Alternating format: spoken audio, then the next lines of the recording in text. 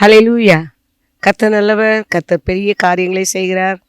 இதோ நான் உங்கள் மத்தியிலே நான் பெரிய காரியங்களை செய்வேன் என்று சொன்னவர் இந்த நாளிலே அதிகமான கிருபைகளை நம் மத்தியில் அனுப்பி கொண்டிருக்கிறார்.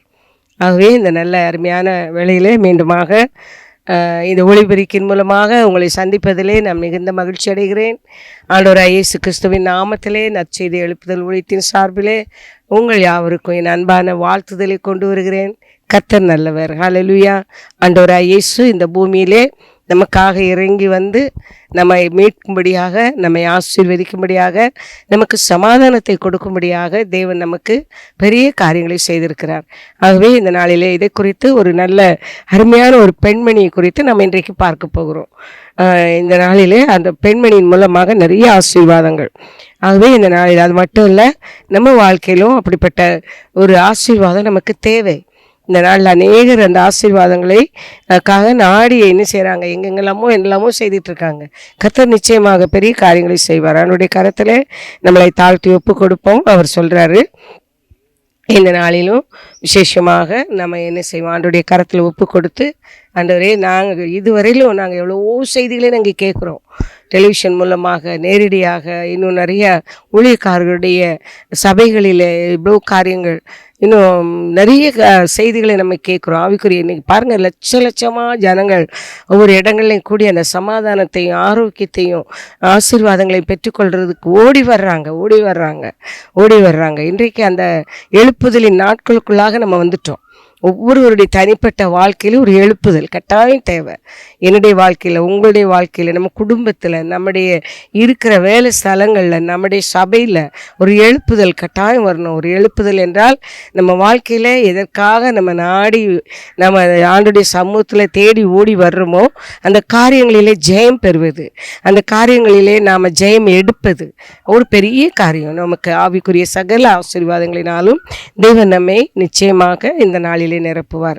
இவரு நம்மிடம் கண்களை மூடிக்கொள்வோம். ஆண்டவரே, இந்த நல்ல கிருபை நிறைந்த அருமையான வேளையிலே நாம் ஆண்டவரே எத்தனை எழுப்புதலின் செய்திகளை நாங்கள் கேட்கிறோம். இன்றைக்கும் இந்த எழுப்புதலின் செய்தியின் மூலமாக தேவரே நீங்கள் மகிமை அடைங்க.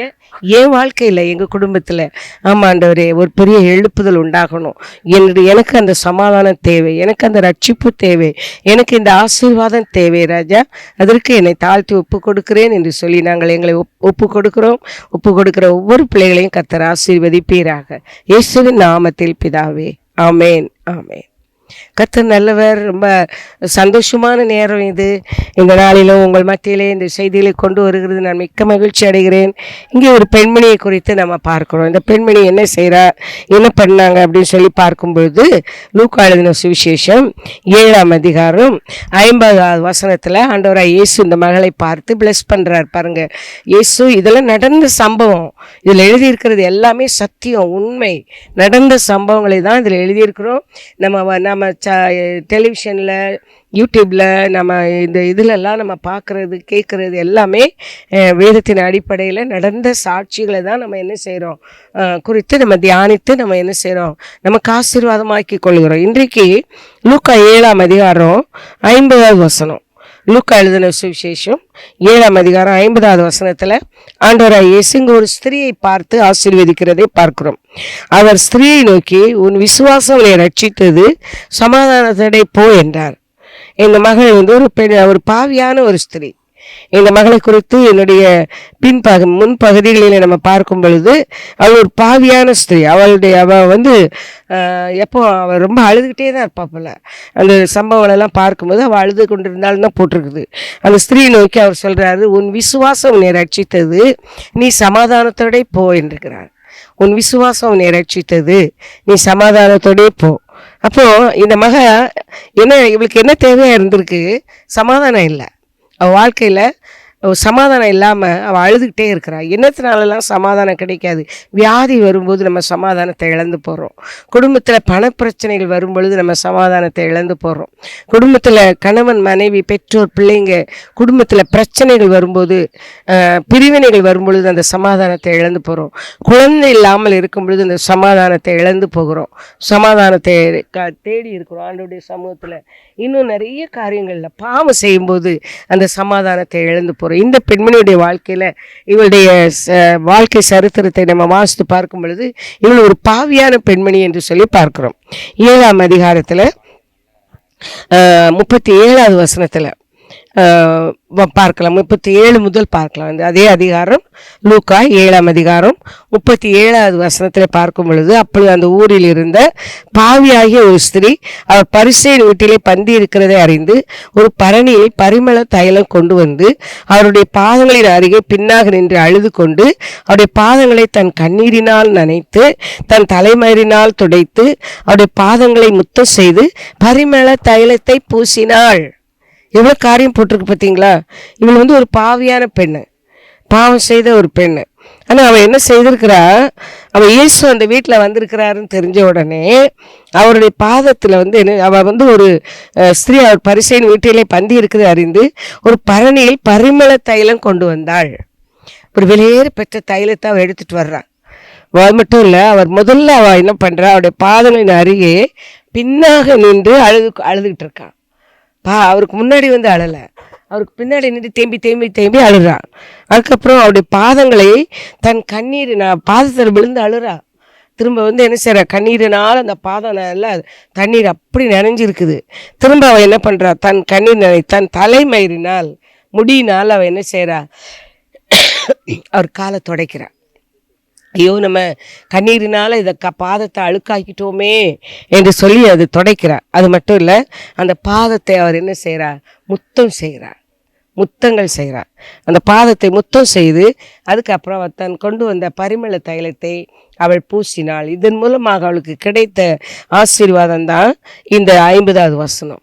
இதை ஆண்டவர் அங்கீகரிக்கிறார், இதை ஆண்டவர் ஏற்றுக்கொள்கிறார், இயேசு ஏற்றுக்கொள்கிறார், இயேசு பார்க்கிறார். இந்த பொண்ணு எவ்வளவு வந்த நேரத்தில் இருந்து அவள் என்னெல்லாம் செய்கிறா. இப்போ அந்த வீட்டில் ஒரு பெரிய ஃபங்க்ஷன் நடக்குது. இப்போ எல்லோரும் இருக்கிறாங்க, பார்க்குறாங்க, சீஷர்கள் இருக்காங்க, அந்த வீட்டில் அதை விருந்துக்கு அழைச்சவங்க எல்லோரும் இருக்காங்க, பார்க்குறாங்க. அப்போ இந்த பொண்ணு யாருன்னு அவங்க எல்லாருக்குமே தெரியும். இந்த பொண்ணு எப்படிப்பட்ட பொண்ணு இங்கே உள்ளே வந்திருக்கிறா. இப்போ இவ உட்காந்து என்ன செய்கிறா, ஆண்டவர் பாதத்தில் உட்காந்து அழுதுகிட்டு இதை பண்ணிகிட்டு இருக்கா, நீலகனி வடிக்கிறா, இப்படிலாம் கூட பேசுவாங்க ஜனங்கள். இவன் எதுக்கு அவரை போய் தொடுறா? அப்போ அவங்க கேட்குறாங்க, இவ பாவியான பொண்ணாச்சே, இவ தொடுறது இவளுக்கு தெரியாது ஆண்டவருக்கு, இவன் ஏன் தொடுறதுக்கு விடுறாரு, இப்படிலாம் அவங்க என்ன செய்திருக்கிறாங்க, பேசியிருக்கிறாங்க. ஆனால் பேசும்போது தான் ஆண்டவர் சொல்கிறாரு, அந்த 39வது வசனத்தில், அவரை அழைத்த பரிசேயன் அதை கண்டபோது இவர் தீர்க்கதரிசியாக இருந்தால் தம்மை தொடுகிற ஸ்திரீ இன்னாள் என்றும் இப்படிப்பட்டவள் என்றும் அறிந்திருப்பார். இவள் பாவியா இருக்கிறாள் என்று தனக்குள்ளே சொல்லிக்கொண்டான். இவள் பாவியா இருக்க தனக்குள்ளே தான் பேசுறான், அவன் வெளியில சொல்லல.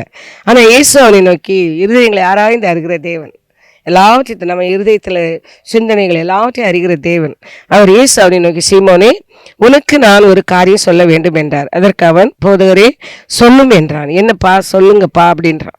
அப்பொழுது அவர், ஒருவரிடத்தில் 2 பேர் கடன் பட்டிருந்தாங்க. ஒருவன் 500 வெள்ளிக்காசு, மற்றவன் 50 வெள்ளி. அவனுக்கு ஒரு நல்ல பாடம் கற்றுக் கொடுக்குறாரு, ஒரு நல்ல பாடம். நமக்கு வாழ்க்கையில் கூட நிறைய பேர் நம்ம என்ன செய்கிறோம், சிலர் நம்ம நேசிக்கும் போது அவங்க வந்து இவங்க எதுக்கு இப்போ இவங்ககிட்ட வர்றாங்க, அவங்க வந்து என்னத்தையாவது இவங்ககிட்ட சொல்லி அவங்க மனசை மாற்றி அவங்ககிட்ட வந்து காசு பிடுங்கிறதுக்கு வராங்க அப்படின்னு சொல்லி சில குடும்பங்களில் இல்லைன்னா வேலை ஸ்தலத்தில் கூட நிறைய பேர் பேசுவாங்க. இப்படி நிறைய காரியங்கள் நம்ம ப்ராக்டிக்கலாக பார்த்துருக்குறோம். அது போல தான் இங்கே என்ன செய்யுது, ஆண்டவர் இந்த ஜனங்களுக்கு, இந்த மனுஷனுக்கு ஒரு நல்ல பாடம் கற்றுக் கொடுக்கறதுக்காக ஒரு உவமையை சொல்கிறார். என்ன சொல்கிறார் பாருங்கள். 2 பேர் கடன் பட்டிருந்தாங்க ஒரு மனுஷன்ட்ட. ஒருத்தன் 500 வெள்ளிக்காசு, இன்னொருத்தன் 50 வெள்ளிக்காசு. சரியா? அப்போ கொடுக்க 2 பேருக்கும் முடியல. அப்போ கொடுக்க 2 பேருக்கு முடியலன்னொடனே அவன் என்ன பண்ணிட்டான், அவர் 2 பேரையுமே என்ன செய்துட்டார், ஓகே நீங்கள் 2 பேருமே கொடுக்க வேண்டாம், நீங்கள் போங்கன்னு சொல்லி அனுப்பிட்டார். ஆனால் அவர் அப்போ கேட்குறாரு, சீமனை பார்த்து கேட்குறாரு, அந்த வீட்டில் அந்த பொண்ணை பற்றி பேசின அந்த மனுஷனை பார்த்து ஏசுவாமி கேட்குறாரு, இதில் யார் ஆண்டவரை அதிகமாக நேசிப்பாங்க சொல்லி பார்க்கலாம் அப்படின்னு சொன்னால் அவன் கரெக்டாக சொல்கிறான். யாரை அந்த மனுஷன் அதிகமாக கடன் கொடுக்க வேண்டி இருந்ததோ அவரை தான் ஆண்டவர், அவர் தான் அதிகமாக நேசிப்பார். ஏன்னா 500 வெள்ளிக்காசுனா சும்மாவா அப்படின்ற மாதிரி அவர் மன்னித்து விட்டானா அவனே அதிக அன்பாக இருப்பான் சொன்னார். அப்போ நீ சரியாக சொல்லியிருக்கிற, இதெல்லாம் நீ சரியாக தான் சொல்லியிருக்க. ஆனால் நீ என்ன பண்ணல, நீ இதை என்ன செய்ய, இந்த ஸ்திரீயிடமா திரும்பி, சீமோனுக்கு நீ இந்த இடத்துல நான் வந்தேன்னா நீ என்னை கூப்பிட்டுருந்த, சரி உன் வீட்டுக்கு சாப்பாட்டு கூப்பிட்டுருந்தேன், கரெக்டு தான். ஆனால் நீ என்ன செய்யலை, நான் என் காலை கழுவுறதுக்கு தண்ணி கொடுக்கல, என் காலை துடைக்கல, சரியா? நீ ஒரு காரியத்தை கூட நீ கண்ணீர் விட்டு அழத, எதுவும் கேட்கல, சரியா? அது அவள் தன்னிடத்துல அவள் வந்த நேரத்துலேருந்து அவள் அழுறா, தன் முடியினால் அந்த இதை என்ன செய்கிறா, அந்த கண்ணீரை தொடச்சா. அதுக்கப்புறம் அவள் என்ன செய்கிறா, அவள் பாதத்தை முத்தம் செய்தா, என் பாதத்தை முத்தம் செய்கிறா. அது மட்டும் இல்லை, அவள் தன்னிடத்துல கொண்டு வந்த விலையேற பெற்ற தைலத்தை உடைச்சி என் மேலே ஊற்றுறான். அப்போ இதெல்லாமே நீ பார்த்துக்கிட்டு இருக்கிறியா? அப்போ யார் இவங்களில் நிறைய இது வரைக்கும் நான் உட்காந்துருக்கேன், நீங்கள் யாருமே தொட்டு எதுவுமே செய்யலையே, ஆனால் இந்த பெண்மணி வந்த நேரத்துலேருந்து இதை செய்திருக்கிறாளே, அப்போ இவ என்னிடத்துல மிகவும் அன்பு கூர்ந்தாளே அப்படின்னு சொல்கிறார். அப்போ தான் அவங்களுக்கு மனசுக்கு இது. அப்போ உடனே அவர் என்ன செய்கிறாரு, நான் உங்களுக்கு சொல்லுகிறேன், இவள் செய்த அன்பு இவ எவ்வளோ பெரிய பாவம் செய்திருந்தாலும் அந்த பாவங்கள் கண்டிப்பாக மன்னிக்கப்படும். ஏன்னா அவள் அழுதுருக்கிறாள், அவள் அழுது தன்னுடைய பாவத்தை உணர்ந்து அவள் அழுது இருக்கிறாள்.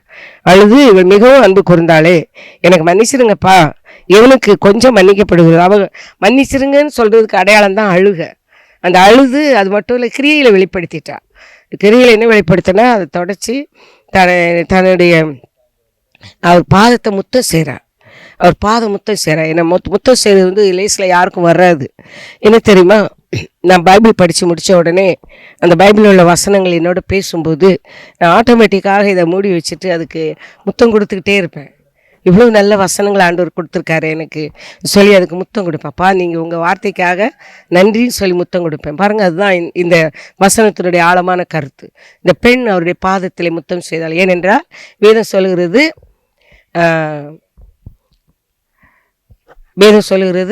அவர் வானம் அவருடைய சிங்காசனம், பூமி அவருடைய பாதப்படி. அப்போ அந்த பாதத்திலிருந்து நம்ம அவரை நோக்கி அப்பா பிதாவே என்று கூப்பிடும் பொழுது தேவன் நமக்கு உதவி செய்ய வல்லமையுள்ள தேவனாக இருக்கிறார். எனக்கு அருமையானவர்களே, இந்த நல்ல அருமையான ஒளிபெருக்கின் மூலமாக இந்த செய்திகளை கேட்டுக்கொண்டிருக்கிறீங்க. எங்கள் சபையில் ஏராளமான பிள்ளைங்க குடும்பங்கள் இருக்கிறாங்க. ஏராளமான காரியங்களை பிள்ளைங்க அழகாக குழந்தை பருவத்திலிருந்து ஏராளமான காரியங்களை செய்து அவங்க என்ன செய்கிறாங்க, ஆசீர்வதிக்கப்பட்டு வர்றாங்க.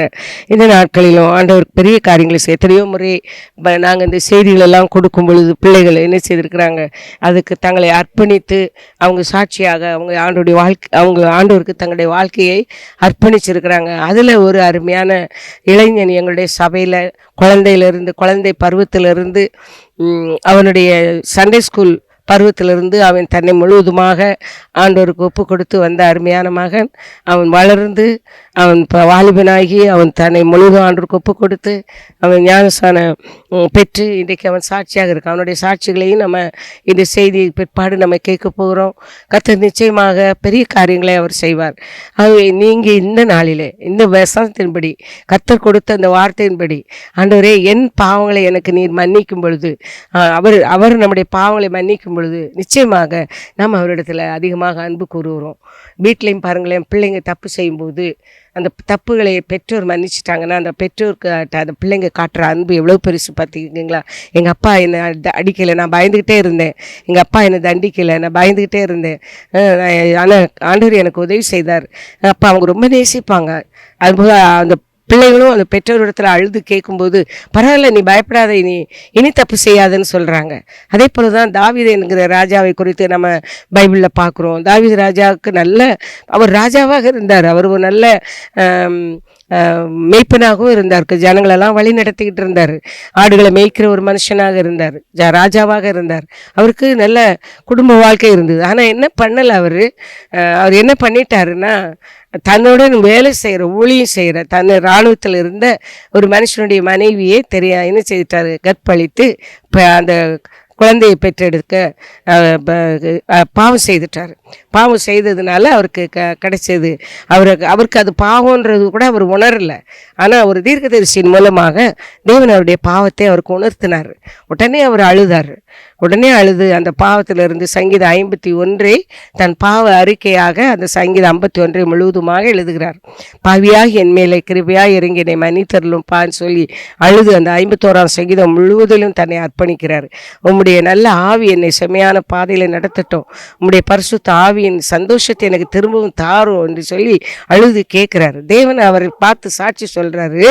அவ்வளோ பெரிய பாவம் செய்த மனுஷனை பார்த்து சொல்கிறாரு, நான் தாவீதை என் இருதயத்துக்கு ஏற்றவனாக கண்டேன்றாரு. அவ்வளோ பெரிய அப்போ எவ்வளோ அன்புள்ள ஆண்டவரை நம்ம ஆராதிக்கிறோம். இவ்வளவு அன்புள்ள ஆண்டவரை தேவன் நமக்கு கொடுத்துருக்கிறார். இயேசு என்கிற நாமத்தில் அவ்வளவு அன்பு இருக்குது. அந்த அன்பை நாம் இன்றைக்கு நாம் தரித்து போகும்பொழுது இந்த பெண்மணி செய்தது போல் நம்ம வாழ்க்கையில் ஒரு சின்ன சின்ன காரியம் நடந்தால் கூட, அப்பா என்னை மன்னிச்சிருங்க என்று சொல்லி நம்ம அழுது அவருடைய சமூகத்தில் ஒப்பு கொடுக்கும் பொழுது, நம்ம அவரை முத்தம் செய்யும் பொழுது, இந்த வேதத்தை நம்ம நேசிக்கும் பொழுது நிச்சயமாக தேவன் பெரிய காரியங்களை செய்வார். அவருடைய கரத்தில் நம்மை தாழ்த்தி ஒப்பு கொடுப்போம். இந்த நாள் கர்த்தர் கொடுத்த கிருபை நிறைந்த நாள். ஆண்டவருடைய அவர் அந்த அம்மா கிட்ட காணப்பட்டது என்னென்னா, மன்னிக்கிறதுக்கு அடையாளமாக இந்த அம்மா அழுதாங்கன்னு போட்டிருக்கு. அவங்க அழுதாங்கனாலே என்ன அர்த்தம்? அவர் பாதங்களின் அருகே பின்னாக நின்று அழுது கொண்டு அவருடைய பாதங்களை தன் கண்ணீரினால் நனைத்து தன் தலைமயிரினால் துடைத்து அவருடைய பாதங்களை முத்தம் செய்து பரிமள தைலத்தை பூசினாள். விலையேற பெற்ற தைலம் உங்களிடத்தில் என்னது விலையேற பெற்றதாக இருக்கிறதோ அதை இன்றைக்கு ஆண்டவர் கேட்குறார். விலையேற பெற்றது. ஒருவேளை நீங்கள் சில வீடுகளில் பிள்ளைகளை நாம் என்ன செய்வோம்? விலையேற பெற்றவங்களாக விக்கிரகமாக வைத்திருப்போம். கணவரை வைத்திருப்பாங்க, சிலர் மனைவியை வைத்திருப்பாங்க, சிலர் வீடு, சிலர் தங்களுடைய வேலைகள், தங்களுடைய தொழில்கள், தங்களுடைய வியாபாரங்கள். எப்போ பாரு 24 மணி நேரம் வேலையில் இருப்பாங்க. சர்ச்சை கூட மறந்துடுவாங்க. அது அவங்களுக்கு அது ஒரு விலையேற பெற்றது. இன்றைக்கி ஆண்டவர் கேட்குறாரு, உன் விலையேற பெற்ற நீ எது உன் உள்ளத்தில் வச்சிருக்கிறே அதை எனக்கு ஒப்பு கொடுன்றாரு. இன்றைக்கு ஆண்டோடைய அம்மா ஆண்டவரே, நான் நிறைய நேரம் நான் வேத வாசிக்க கூட நேரம் இல்லாமல் வேலைக்கு போகிறேன், வேத வாசிக்க கூட நேரம் இல்லாமல் பைபிள் படிக்காமல் ஜெபம் பண்ணாமல் எவ்வளவோ காரியங்களில் நான் தவறி இருக்கிறேன். இன்றைக்கி நாமே உணர்ந்து ஆண்டவரே, நான் என் வாழ்க்கையில் எனக்கு ஒரு சமாதானம் வேணும், ஒரு ரட்சிப்பு வேணும், எனக்கு ஒரு மெய்யான சமாதானம் எனக்கு வேணும். அது இந்த வேதம் மட்டும்தான் கொடுக்க முடியும். இந்த வேதத்தை நேசிக்கிறவர்களுக்கு தான் மிகுந்த சமாதானம் உண்டு. இந்த வேதத்தை நம்ம என்ன செய்யணுமா? கண்டிப்பாக அது இரவும் பகலும் வாசிக்கணும், ஜெபிக்கணும். ஆண்டவரோடு நம்ம என்ன செய்யணுமா? ஜெபிக்கணும். தானியேல் என்ன செய்தாராம்? தினமும் 3 வேளை ஜெபித்தார். 3 வேளை. அவருக்கு ஒரு பெரிய சோதனை. அங்கே அவர் ஜெபம் பண்ணுறாருன்னு தெரிஞ்ச உடனே அவருக்கு விரோதமாக அந்த ராஜ்யத்தில் ராஜாவுக்கு போயிட்டு சொல்கிறாங்க, இவன் நீங்கள் வச்சிருக்கிற சிலையை வணங்காமல் இவன் உட்காந்து என்னத்தையே பண்ணிகிட்டு இருக்கான் அப்படின்னு சொல்லும்போது அவர் என்ன செய்கிறார்? அதை பற்றி சட்டையே பண்ணல. அடுத்த இதில் திரும்ப ஒரு அறிக்கையை எழுதுகிறாரு. ராஜா கைனால் எழுதி சீலெல்லாம் வச்சு எல்லாம் இது பண்ணுறாங்க. அந்த சிலையை வணங்காதவங்கள சிங்க கபியில் போடுவாங்க. அவர் அதையும் சட்டை பண்ணல. அவர் தினமும் தான் ஜெபித்த மாதிரியே தினமும் 3 வேளையும் கதவை திறந்து வைத்து அவர் பலகடியை திறந்து அவர் என்ன செய்தாராம்? 3 வேளை ஜெபம் பண்ணினார். இப்போ இன்றைக்கு ஆண்டவர் உங்களை என்னையும் பார்த்து கேட்குறாரு, நீ எவ்வளவு நேரம் என் சமூகத்தில் செலவு பண்ணுற? வேதத்தை படிக்கிறதுக்கு எவ்வளவு நேரம் செலவு பண்ணுற? ஜெபிக்கிறதுக்கு எவ்வளவு நேரம் செலவு பண்ணுற? இன்னும் நீ என்னென்ன காரியங்கள் நன்மையானவைகளை செய்கிறேன்னு சொல்லி கேட்குறாரு. அப்போ இன்றைக்கு நம்மை நாமே அறிந்து உணர்ந்து நம்ம இந்த காரியத்தில் நம்மளை திருப்பி கொள்ளும் பொழுது ஒரு எழுப்புதல் உண்டாகும். நம்மளை திருப்பி கண்டிப்பாக நம்ம வாழ்க்கையில் ஒரு மாற்றம் உண்டாகும். இந்த செய்தி ஒளிபெருக்கினுமெல்லாம் கேட்டுக்கொண்டிருக்கிற ஒவ்வொரு பிள்ளைங்க யாராக இருந்தாலும் சரி, பெரியவங்களோ சிறியவர்களோ, சில நேரங்களில் ஊழியக்காரர்கள் கூட இந்த செய்திகளெல்லாம் ஒரு எழுப்புதலை கொண்டு வரும். என் வாழ்க்கையில் நான் நிறைய ஊழியம் செய்கிறேன். ஆனால் நான் வாசிக்கிற நேரமெல்லாம் போயிடுச்சு, நான் தியானிக்கிற நேரங்கள் போயிடுச்சு, நான் இப்போ நிறைய நேரங்கள் ஜெபிக்க முடியலை. ஏன்னா ஊழியன்னு போயிடுறோம், ஜெபிக்க நேரம் இல்லை, அப்படியே இது இப்போ இன்றைக்கு அவர் நமக்கு சொல்லியிருக்கிறார், விழித்திருந்து 1 மணி நேரம் குறைஞ்சது. நான் என்னுடைய வாழ்க்கையில் ஆண்டவர் என்னோடு பேசுகிறது 24 மணி நேரம் ஆண்டோடைய கிருபையினால் 10ல் 1 தசம பாகம் கொடுக்குறோம். பணம் கொடுக்கணும்னு சொல்கிறோம். பழைய ஏற்பாட்டிலையும் சொல்லி போட்டிருக்குது, புதிய ஏற்பாட்டிலையும் தசம பாகங்கள் அந்த பணங்களை குறித்து போட்டிருக்கிறாரு. 10ல் 1 கொடுக்குறவங்க இன்னும் ஆசீர்வதிக்கப்படுவாங்கன்னு சொல்லி. அப்போ அந்த 10ல் 1 நேரத்தையும் நமக்கு தேவன் நம்மளிருந்து எதிர்பார்க்குறார். 24 மணி நேரம் என்றால் 2 மணி 40 நிமிடத்தை நம்ம தேவனுக்கு கட்டாயம் கொடுக்கணும். அந்த 2 மணி 40 நிமிடம் ஒரே நேரமாக நம்மளால் கொடுக்க முடியாது. ஒரு 1/2 மணி நேரம் காலையில் கொஞ்சம், மத்தியானத்தில் கொஞ்சம் நேரம், ஈவினிங்கில் கொஞ்சம், எப்போல்லாம் நம்மளுடைய நேரங்கள் நமக்கு தான் தெரியும். நம்முடைய காலங்கள் அவருடைய கரத்தில் நம்ம கொடுத்துருக்குறோம். அப்போ நம்ம நேரங்களை நாம் தான் ஒழுங்குபடுத்தணும்.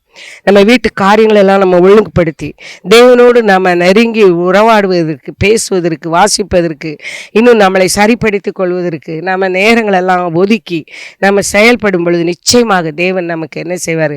இந்த இழந்து போன சமாதானத்தை கொடுப்பார். இழந்து போனதை திரும்ப கொடுக்கறதுக்காக தான் தேவன் இந்த பூமியில் வந்தார். அதுதான் எழுப்புதல். இன்றைக்கி நீங்கள் எதெல்லாம் இழந்திருக்கிறீங்க? வீட்டை இழந்திருக்கிறீங்களா? மனைவி இழந்திருக்கிறீங்களா? புருஷன் இழந்திருக்கிறீங்களா? பிள்ளைகள் இழந்திருக்கிறீங்களா? உங்கள் சமாதானத்தை இழந்திருக்கிறீங்களா? உங்கள் வாழ்க்கையில் உள்ள ஆசீர்வாதங்களெல்லாம் இழந்துட்டீங்களா? நீங்கள் வாழ்ந்து கெட்டு போய் இருக்கிறீங்களா? நான் நல்லா அப்படி வாழ்ந்தேன் குபேரனா, இப்போ என்கிட்ட ஒன்றுமே இல்லை, எல்லாத்தையும் இழந்து நிற்கிறேன்னு இருக்கிறீங்களா? தேவன் திரும்பவும் அவங்களை கட்டுவார். அவர் யூதா வம்சத்தாரை கட்டுகிற தேவன். நீங்கள் விசுவாசிக்கிறவர்களாக இருந்தால், நீ விசுவாசித்தால் தேவனுடைய மகிமையை காண்பாய் என்று சொல்கிறார். இந்த மகளை பார்த்து ஆண்டு உன் விசுவாசம் என்னை ரட்சித்ததுன்னு சொல்கிறாரு. உங்கள் விசுவாசம் தான் உங்களை இப்போ உயர்த்த போகுது. உங்கள் விசுவாசம் உங்களை திரும்பவும் கட்டப்போகிறது. நீங்கள் விசுவாசிக்கிற விசுவாசத்தினால தேவன் உங்கள் குடும்பத்தை ஆசீர்வதிக்க போகிறார். உங்கள் குடும்பத்தில் ஒரு நல்ல குழந்தை பாக்கியத்தை கொடுக்க போகிறார். உங்கள் சரீரத்தில் ஒரு நல்ல தெய்வீக ஆரோக்கியத்தை அவர் கொடுப்பார். மட்டும் இல்லை, இன்னும் நீங்கள் இழந்த எல்லா சமாதானத்தையும் ஆசீர்வாதத்தையும் தேவன் உங்களுக்கு திரும்பவுமாக கொடுப்பார். இன்றைக்கு ஆண்டுடைய கரத்தில் நம்மை தாழ்த்தி ஒப்பு கொடுப்போம். அவர் ஒரு நாளும் நம்மை வெறுமையாக அனுப்ப மாட்டார். உங்களுக்குள் இருக்கிறார். உலகத்தில் இருக்கிறவனிலும் நமக்குள் இருக்கிறவர் பெரியவர். நமக்குள்ள அவர் இருக்கிறார். நமக்குள்ள வாசமாக இருக்கிறார். நமக்குள்ள இருக்கிறவர்கிட்ட நம்ம என்ன செய்யணும்? அழுது கேட்கணும். அவர் விரும்புகிற மாதிரி நம்ம செய்யணும். வேதத்தை வாசிக்கணும், ஜெபிக்கணும், பாவத்தை விட்டு ஓடணும், பாவத்துக்கு விலகணும். பாவத்தை திரும்பவும் பாவம் செய்யக்கூடாது. நம்ம இந்த நாட்கள் ஆண்டோடைய கரத்தில் நம்மை தாழ்த்தி ஒப்பு கொடுப்போம். ஆண்டவர் நிச்சயமாக பெரிய காரியங்களை செய்வார். ஹல்லேலூயா. கர்த்தருடைய கரத்தில் நம்மை தாழ்த்தி ஒப்பு கொடுப்போம். கர்த்தருடைய பரிசுத்த நாமத்துக்கு ஸ்தோத்திரம். ஆண்டி சொன்ன மாதிரி நான் தான் ஜேம்ஸ். நான் ஆண்டி சொன்ன மாதிரி சின்ன வயசுலேருந்து சர்ச்சிலேயே வளர்ந்து அந்த மாதிரி தான் வந்தேன். சின்ன வயசில் சண்டே கிளாஸ் அந்த மாதிரி வந்து பழகி அந்த மாதிரி சின்ன சின்ன விஷயத்துலலாம் சேர்ந்து அப்படி தான் வந்து பழகினேன். ரொம்ப சின்ன வயசு 4-5 வயசு தான் இருக்கும். எங்கள் அம்மா சொல்லுவாங்க, எங்கள் வீட்டு பார்த்துருக்க அக்கா வந்து நம்ம மடியில் வச்சு கூட்டிகிட்டு வருவாங்க, அந்த மாதிரி சொல்லியிருக்காங்க. அந்த வயசுலேருந்து வந்து இங்கே டிசிப்ளின் எல்லாத்தையுமே பழகி இங்கே சொல்லித்தரது எல்லாமே சண்டே கிளாஸ் சொல்லித்தர டிசிப்ளின். அப்புறம் ஆன்ட்டிலாம் நிறைய சொல்லுவாங்க, நான் ஏதாச்சும் தப்பு செஞ்சாலும் எனக்கு ஒரு தாயாக இருந்து இந்த மாதிரி பண்ணக்கூடாது தம்பி, இதுக்கப்புறம் நீ இந்த மாதிரி பண்ணாத அப்படின்ட்டு எனக்கு ஒரு நல்ல உதாரணமாக இருந்திருக்காங்க. இப்போ வரையும் சரி, நான் எந்த தப்பு பண்ணாலும் இது ஒரு அன்பான கோபத்தோடய எனக்கு சொல்லி எனக்கு புரிய வைப்பாங்க. ஏதாச்சும் தப்பு செஞ்சாலும் இல்லை ஏதாச்சும் நான் பண்ணாலுமே எனக்கு அவங்க அவ்வளோ அழகாக சொல்லி தருவாங்க. அவங்களுக்கு எனக்கு ரொம்ப நன்றி. அதுக்கேற்ற மாதிரி நான் இன்றைக்கி இங்கே நிற்கிறேன்னா அது கடவுளோட கிருபை தான். நான் இங்கே வருவேன், நான் எதிரே பார்க்கல.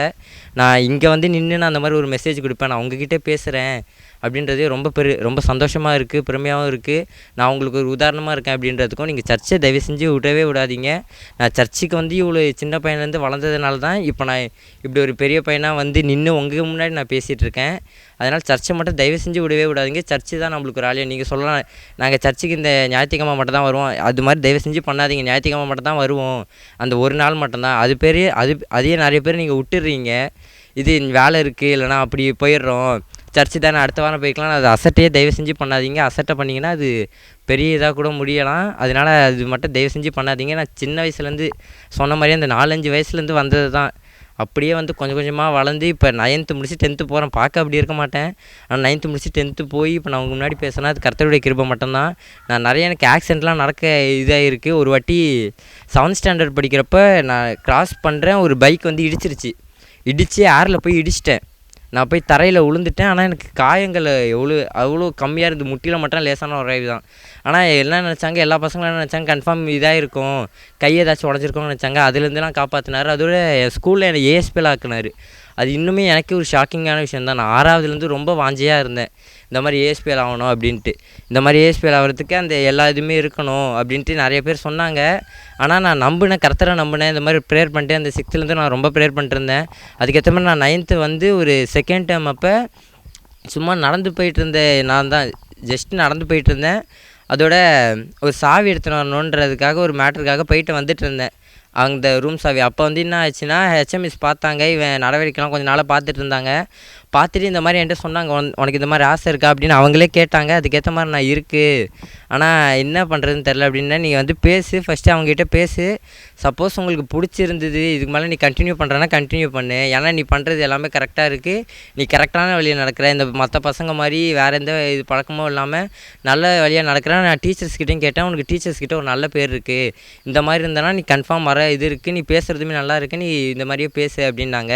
அதுக்கேற்ற மாதிரி நான் அங்கே ஏஎஸ்பியில் ஆனதுக்கு அப்புறமும் சரி, நான் சர்ச்சில் செஞ்ச எல்லா வேலையுமே சர்ச்சில் நான் என்னென்ன வேலைலாம் செய்வேனோ அதே வேலை தான். லைக் இந்த மிக்சர் இந்த மாதிரி எல்லாமே அங்கேயும் இருக்கும். எனக்கு அதெல்லாம் முன்னாடியே எனக்கு தெரிகிற மாதிரி நான் சர்ச்சிலேருந்து சின்ன வயசுலேருந்து வளர்ந்ததுனால அந்த சர்ச்சில் அண்ணனுக்கு சொல்லித்தரது, அந்த டான்ஸு இல்லைனா அந்த மிக்சர் ஆப்ரேட்டிங் இல்லைனா மைக் இது எல்லாமே அவங்க சொல்லி தந்து அதை நான் கற்றுக்கிட்டு அந்த க்ளீனிங்லேருந்து எல்லாத்தையுமே கற்றுக்கிட்டு அங்கே போய் நான் நிற்கிறப்ப அது இது செய்கிறப்ப இவ்வளோ அழகாக பண்ணுறிய தம்பி, இவ்வளோ தெரிஞ்சிருக்கு எப்படின்னு கேட்டப்போ நான் அவங்கக்கிட்ட சொன்னேன், நான் அந்த மாதிரி சர்ச்சுக்கு சின்ன வயசுலேருந்து போயிட்டுருக்கேன், அந்த சர்ச்சில் எனக்கு சொல்லி தந்தது தான் எல்லாமே, எல்லாம் தான் இப்போ நான் இது பண்ணிட்டுருக்கேன், அதனால தான் எனக்கு இவ்வளோ தெரிஞ்சிருக்கு அப்படின்னு சொல்லவும் அவங்களுமே இது பண்ணாங்க. இந்த மாதிரி நிறைய விஷயம் உனக்கு தெரிஞ்சிருக்கு தம்பி, நீ நிறைய இது பண்ணி இதே மாதிரி கீப்டப் பண்ணு, கேமரா எல்லாமே தெரிஞ்சிருக்கு, இதே மாதிரி கீப்டப் பண்ணுன்னு சொன்னாங்க. என்ன மாதிரி நீங்களும் ஆவீங்கன்னு நினைக்கிறேன். நன்றி. இந்த சாட்சி கொடுத்தது கர்த்தருக்கு நன்றி.